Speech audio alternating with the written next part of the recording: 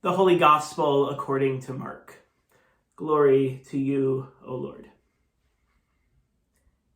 As Jesus and his disciples and a large crowd were leaving Jericho, Bartimaeus, son of Timaeus, a blind beggar, was sitting by the roadside. When he heard that it was Jesus of Nazareth, he began to shout and say, "Jesus, son of David, have mercy on me." Many sternly ordered him to be quiet, but he cried out even more loudly, "Son of David, have mercy on me." Jesus stood still and said, "Call him here." And they called the blind man, saying to him, "Take heart, get up, he is calling you." So, throwing off his cloak, he sprang up and came to Jesus. Then Jesus said to him, "What do you want me to do for you?" The blind man said to him, "My teacher, let me see again."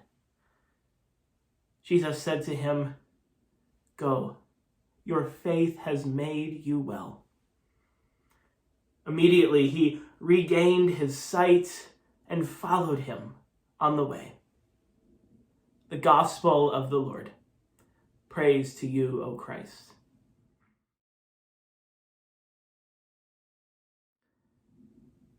I don't think anyone enjoys moving. Sure, you might be excited to start your new job or move to a new city or finally have a place of your own, your dream house with the backyard or breakfast nook that you fell in love with. But the actual logistics of moving, packing up all of your belongings one by one, carefully wrapping the most fragile items in bubble wrap, living out of suitcases and boxes, not to mention the expense. Moving is stressful and overwhelming enough when it's your choice to move.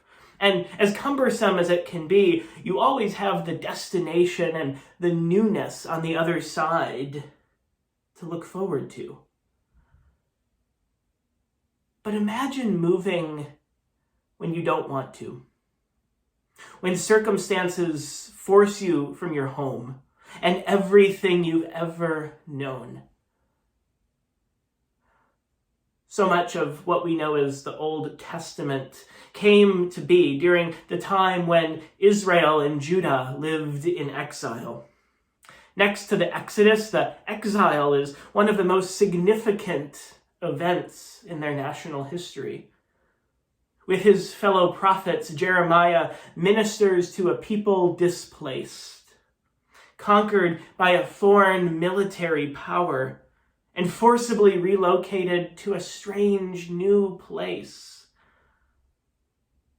This is a people living away from their ancestral home, even their religious center, the temple in Jerusalem, destroyed. Theirs is the psalmist's song. How can we sing the Lord's song in a strange land? How can we live faithfully when everything we know and cherish has suddenly been taken out from underneath us? There is despair, disappointment, hopelessness, even anger here. We don't have to search too long to find the parallels in our own global context. Open a newspaper or pull up a news site, and it's only a matter of time before a story about refugees, exiles from somewhere, leaps off the page or off the screen. One writer describes her experience as a Hmong refugee resettling in Minnesota many years ago. In a letter that begins, "Dear refugee child, leaving your country behind." Kao Kalia Yang remembers boarding the plane with her family when she was only 6 years old. It was my first time on such a journey, and I was leaving behind everything that I knew. They were going to a better place, a place far from here where you will be safe, the parents tried to explain to their children. But even so, Yang writes, when we got to where we were going, a place with buildings and people and streets sprawling far, I felt smaller than I had ever felt before. I watched my mother and father turn around in a circle, trying to learn about the new place and how they might keep us safe there. I know what it's like to feel unsafe, even on your way to safety. The mixed emotions of that experience is one that our biblical ancestors know well. The people of Judah know what it's like to leave behind everything they know. And now it's happening again, this time just in reverse. Returning home from exile should be a joyful experience, right?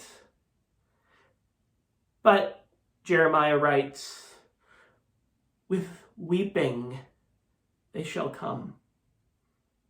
There are mixed emotions here in just that single phrase, in that single word, weeping. One translation reads, tears of joy, maybe. But the Hebrew, as usual, is more ambiguous than that. Generations had lived and died in exile. Babies were born and children grew up here. For some, I imagine exile was more home than home. A home they had only ever heard stories of, but had never experienced themselves. And now, when the seemingly impossible is happening, on the cusp of returning home, there is surely joy and excitement and nervous anticipation, and also grief. They're about to leave behind new friends and new neighbors, new ways of life, leaving behind the familiar again. And perhaps most poignantly of all, leaving also means leaving behind the memories of loved ones who went into exile with them, but who wouldn't be coming back home. With weeping they shall come, tears of joy and tears of grief. On the north shore of Chicagoland, the experience of refugees and exiles, biblical or otherwise, feels so incredibly far removed from us. And yet, I can't help but think of the exile of pandemic that we've collectively experienced these last 2 years. There has been loss. Lives lost, certainly. And also routines and traditions that we've long taken for granted. 2 years without 70+ kids filling our building with laughter and learning during VBS. 2 years without the beloved church auction or even the small talk over coffee and pastries after worship. 2 years marked by the loss of longtime members who have either died or moved away. And yet, even in the midst of loss, we've also adapted in profound and creative ways to our new normal. Working from home? Great. Grocery deliveries? Fantastic. Church on the big screen with coffee in hand and unsightly bedhead? Yes, please. Just as we've started to find our new home in a strange land, now we're being asked to adapt again. Coming home, returning to church, experiencing life as it used to be before, however slowly and cautiously. It feels hopeful and strange and different and even a little bit sad if we're being honest. With weeping, we return. There are tears of joy for the hope that lies ahead. And there are tears of grief for all that we leave behind. for lives lost, and for routines and traditions that we may never fully get back. I once read a commentary on the book of Jeremiah where the writer suggested that this is a book that testifies to God's enduring presence and promise, despite all evidence to the contrary. Loss and change and the grief that they bring are a part of our human existence. So is God's faithfulness.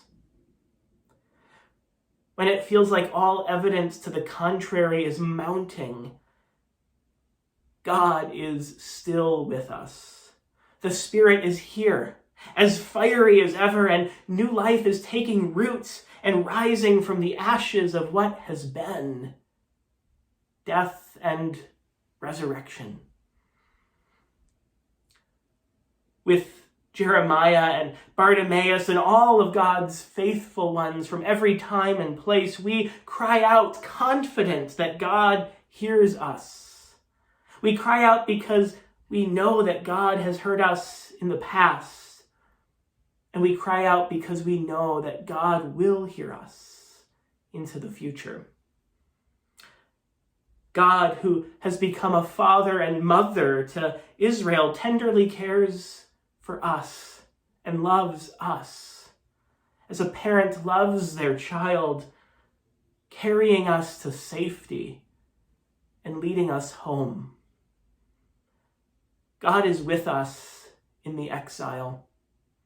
God is with us in the strange land. God is with us on the way home. God is with us into the future. God is with us here and now.